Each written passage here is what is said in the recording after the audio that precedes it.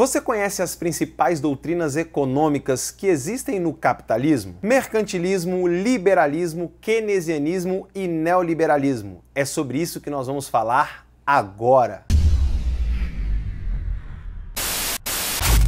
Fala galera, Tio Toby na área. Se você gostou do vídeo Fases do Capitalismo, se liga que esse aqui é um vídeo complementar, então fica ligado. Seguindo a ordem cronológica das doutrinas, vamos começar com o mercantilismo. Essa doutrina econômica vigorou durante a Idade Moderna na Europa, período em que o poder era exercido pelas monarquias absolutistas, que foram as grandes responsáveis pela expansão marítimo-comercial. O mercantilismo foi a doutrina econômica do capitalismo comercial. No mercantilismo, o Estado é o responsável por organizar a economia. Na realidade, o Estado interfere em praticamente todas as decisões econômicas do país, sendo essa a sua principal característica. Por isso, o mercantilismo também é conhecido como capitalismo de Estado. Só lembrando que quando eu falo Estado, estou me referindo às monarquias, pois durante o mercantilismo o Estado era representado pelo rei, ou como diria o rei Sol Luís XIV da França,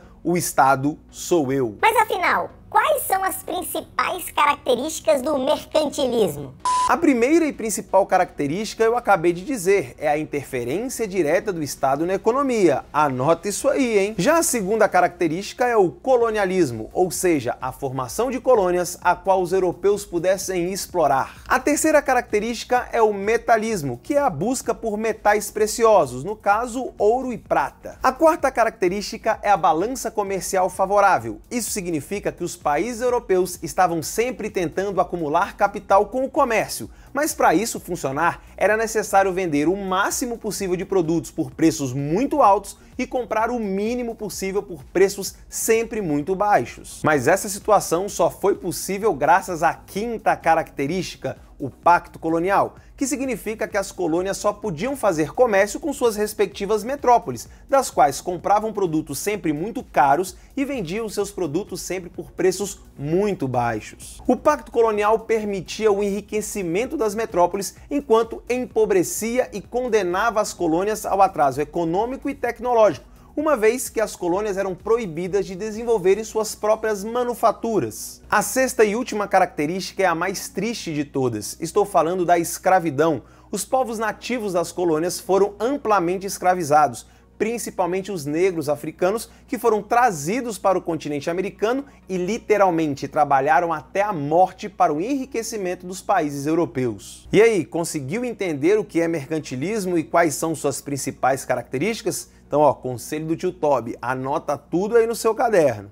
Então, vamos para a próxima doutrina, o liberalismo, também conhecido como liberalismo clássico. Essa doutrina econômica também nasceu na Europa, só que agora no século XVIII. Essa é a doutrina que marca a fase do capitalismo industrial. A doutrina econômica do liberalismo era defendida pelo movimento iluminista, movimento que criticava as monarquias absolutistas e pregava uma maior liberdade para os cidadãos, assim como a liberdade econômica. Essa doutrina tem como principal teórico o filósofo e economista escocês Adam Smith, autor do livro A Riqueza das Nações. Sendo assim, as características do liberalismo clássico vêm principalmente da obra de Adam Smith. Agora, você sabe qual é a principal característica do liberalismo?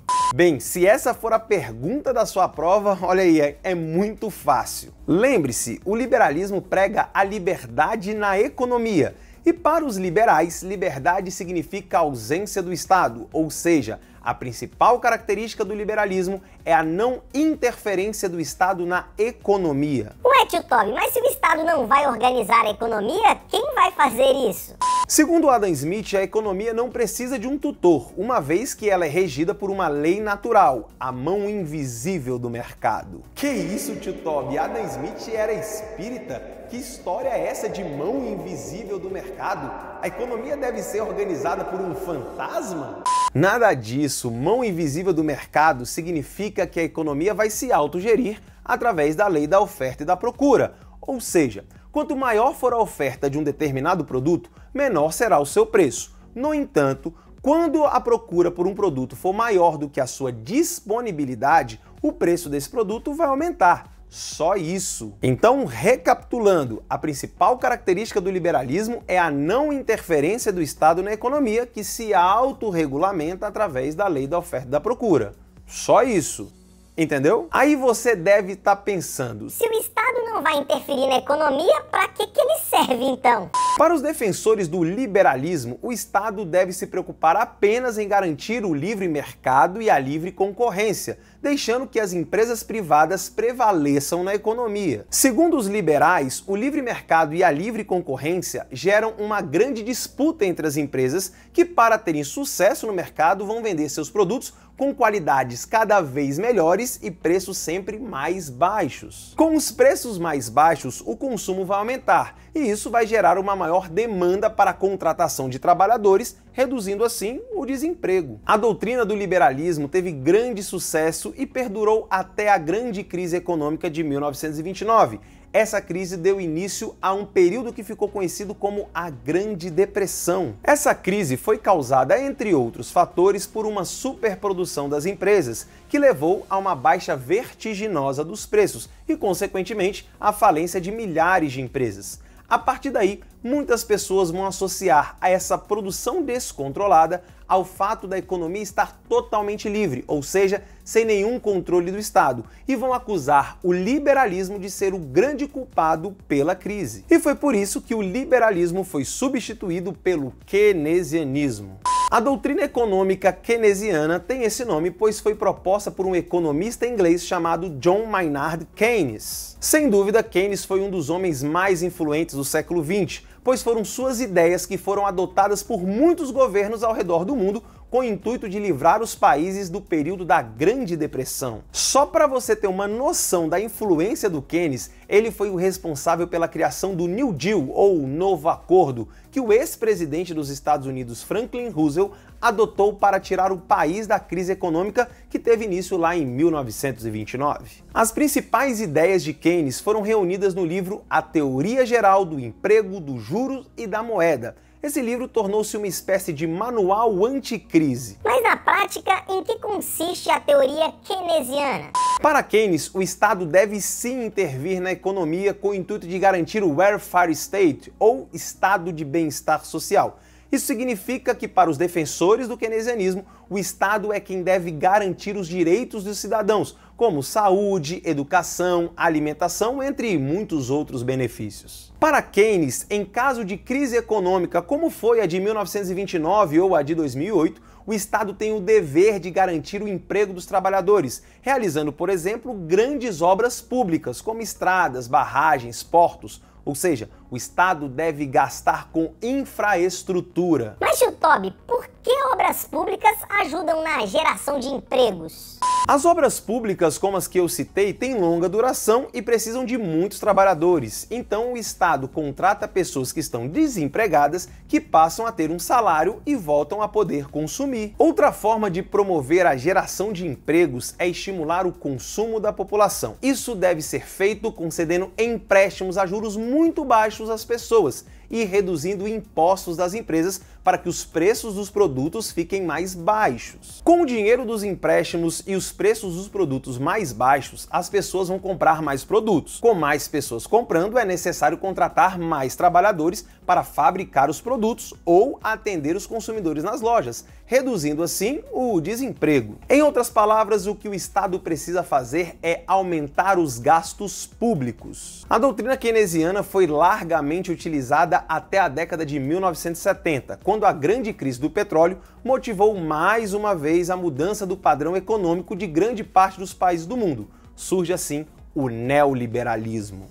O neoliberalismo é uma espécie de releitura do liberalismo clássico. O prefixo neo significa novo, então neoliberalismo é o novo liberalismo. O neoliberalismo ganha muita força no mundo, principalmente nas décadas de 1980 nos países desenvolvidos e nas décadas de 1990 e nos anos 2000 nos países subdesenvolvidos. As bases teóricas dessa doutrina econômica foram estabelecidas em uma reunião que ocorreu nos Estados Unidos em 1989, que ficou conhecida como o Consenso de Washington. As ideias do Consenso de Washington foram propagadas pelo mundo principalmente pelo Fundo Monetário Internacional, mais conhecido como FMI, e pelo Banco Mundial. Olha, se liga aí, hein? Se na sua prova tiver alguma pergunta sobre neoliberalismo, você vai pensar principalmente em 3 características. A primeira característica é o Estado mínimo. Isso quer dizer que a atuação do Estado deve limitar-se apenas em áreas onde a iniciativa privada não pode atuar.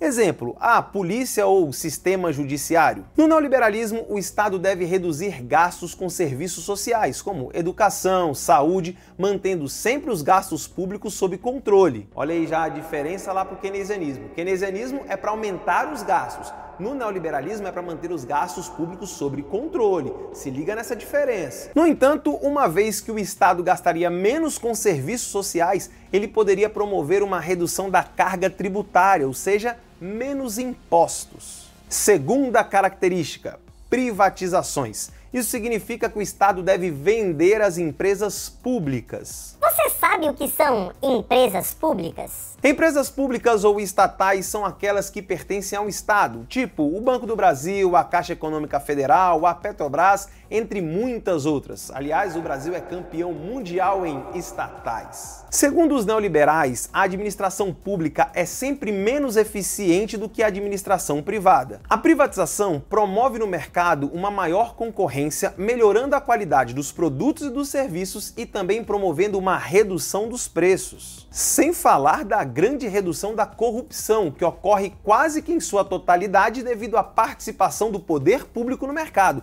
através justamente das empresas estatais. Você deve se lembrar do problema que foi o envolvimento de agentes públicos, principalmente políticos, lá no caso da Petrobras. Bom, continuando.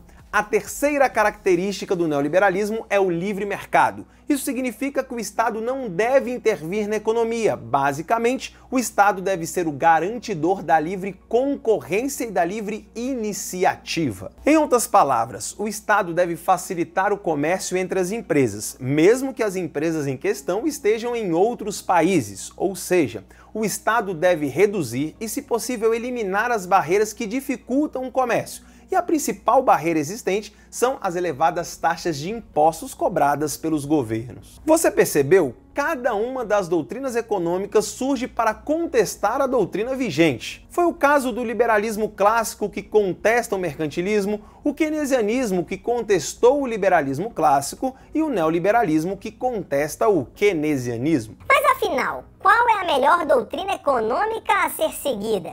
Bem, essa pergunta não tem uma resposta. Cada economista vai defender a que mais lhe agrada, alegando que a que ele defende, obviamente, é a melhor. Olha só, a única doutrina que eu nunca vi alguém defender foi o mercantilismo, mas também o mundo já mudou muito e aquela doutrina já não cabe mais em nenhum lugar do mundo. Mas para todas as outras a gente vai ter aí defensores e críticos. Então é isso, galera, chegamos ao fim de mais um vídeo. Espero que esse vídeo tenha te ajudado a entender as doutrinas econômicas. Se você gostou desse vídeo, não esquece de dar aí o seu like, porque ele é muito importante para que eu saiba se de fato esse vídeo foi importante para você. Dá essa força para o canal aí para a gente ganhar relevância. Se você não for inscrito no canal, se inscreve, olha, é só clicar aqui no ícone do meu canal que está aparecendo aqui e não deixe de ativar as notificações. Clica aí no sininho. Galera, um forte abraço para vocês, foi um prazer estar mais uma vez com vocês e até o próximo vídeo.